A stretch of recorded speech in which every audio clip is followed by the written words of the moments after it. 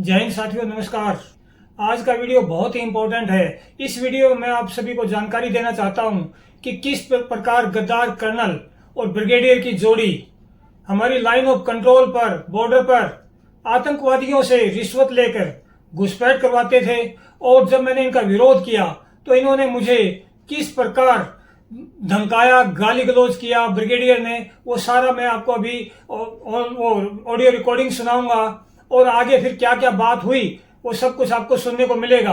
मैंने गद्दार कर्नल की डिप्टी जीओसी 25 हेडक्वार्टर को पूरी खुली सारी जानकारी दी थी कि गद्दार लाइन ऑफ कंट्रोल पर आतंकवादियों से पैसा ले रहा है और उस पैसे को अपने घर पर 5-4 जवानों से सप्लाई करवाता है टेम्परेरी ड्यूटी के नाम पर। और उन जवानों को 2-4 दिन की एक्स्ट्रा छुट्टी वगैरह देकर सब कुछ खेल चल रहा है।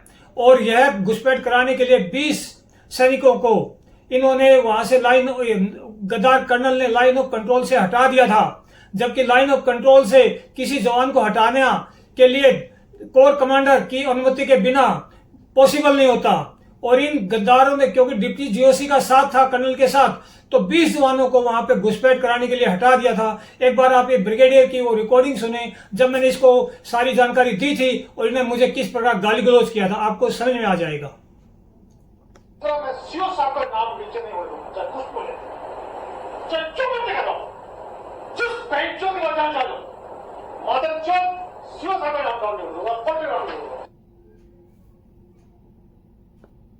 तो आपने सुना जब मैंने इसको बताया कि ये गद्दार नाक कटवा रहा है सेना का और देश का, और वहां पर ऐसे घुसपैठ करा रहा, पैसे की लूट खसोट कर रहा है, तो ये ब्रिगेडियर बौखला गया, क्योंकि ये तो उसकी जोड़ी में शामिल था। इसके पास वो हिस्सा देता था जवानों को भेजकर, और इस वजह से इसने मुझे बहुत वहां पर डांटा फटकारा और कोशिश किया कि मैं छोड़ दूं। इसने मुझे लालच भी देने की कोशिश किया था, लेकिन जब मैं डटा रहा तो इसने मुझे धमकाया और आपने ये गाली गलौज सुना।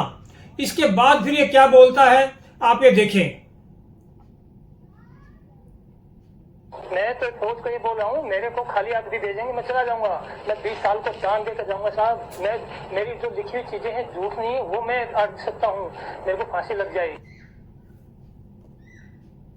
तो मैंने इस ब्रिगेडियर को क्या बोला कि मैंने जो बोला है, लाइन ऑफ कंट्रोल पे जो जो हो रहा है, गद्दारी कर रहा है, और 20 जवानों को वहां से हटा दिया मोर्चों से आसानी से घुसपैठ कराने के लिए। जब मैंने इसको सारा चैलेंज दिया, और अगर मैं झूठ बोल रहा हूं तो मुझे फांसी पर चढ़ा दीजिए, मुझे सजा दे दीजिए। और अगर आप कुछ भी नहीं करना चाहते, सेना कुछ नहीं करना चाहती, तो मैंने यहां तक बोला था कि मैं 20 साल की नौकरी को दान दे के जाऊंगा। मुझे नहीं चाहिए ऐसे गद्दारों के बीच में बैठ के, देश का नाक मैं नहीं कटवाना चाहता, सेना का नाक नहीं कटवाना चाहता, तो मैं दान दे के चला जाऊंगा। तो मैंने इस ब्रिगेडियर को ये बोला था। अगला रिकॉर्डिंग सुने आप। आप और मैं कुछ नहीं है। ये हिंदुस्तान की फौज 13-14 लाख की है, इससे नहीं लड़ सकते आप। मुझसे नहीं लड़ा साहब, मैं एक गलत आदमी से लड़ रहा था, मैं खुद से नहीं लड़ रहा था। मैं एक मेरा सीओ चोर है, मैं उससे लड़ रहा हूँ साहब। कहाँ चोर है? हाँ साहब, मैं साबित करूंगा। क्या आप लोग चोर है? क्या बात है साहब? चोरी साहब बड़ी होनी चाहिए साहब, छोटी चोरी कुछ चोरी नहीं है साहब। अरे साहब की चोरी से आप इतना दिमाग खराब कर रहे हो। तो इसमें ब्रिगेडियर मुझे क्या बोल रहा है, मैं 2 चीजें बोल रहा था ब्रिगेडियर को। 4 दिन बहस चली। आर्मी हेडक्वार्टर में गया था, वहां से मेरे को भेजा गया था 25 हेडक्वार्टर कि वहां पर आपकी कोर्ट ऑफ इंक्वायरी होगी, बहुत ऐसे दूध का दूध पानी का पानी हो जाएगा। लेकिन जब इसके पास भेजा, क्योंकि ये भी महार रेजिमेंट से ही था, ये साजिश का हिस्सा था कि महार रेजिमेंट के पास भेज दो, ब्रिगेडियर के पास, और वो कर्नल को बचा लेगा। तो ये मुझे बोल रहा है कि क्या छोटी मोटी चोरी है। जब मैं इसकी चोरियों की लिस्ट बताया कि ये जवानों का खून चूस रहा है, वहां पर पूरा गंद मचा के रखा हुआ है, पलटन का सब कुछ लूट खसोट लिया है, और सब कुछ अपने घर पानीपत में जवानों के हाथों भेज रहा है, लाइन ऑफ कंट्रोल पे सब कुछ ऐसा करके, तो मुझे बोल रहा है क्या छोटी मोटी चोरियों के आप नाम ले रहे हो, आपने दिमाग खराब करके रखा है। और इसने ये भी बोला था, ये रिकॉर्डिंग में यहाँ पर नहीं है, कि एसी वाले क्या चोरी करते आपको पता नहीं क्या। आपने ब्रिगेडियर दादागिरी वाले वीडियो में देख लिया होगा।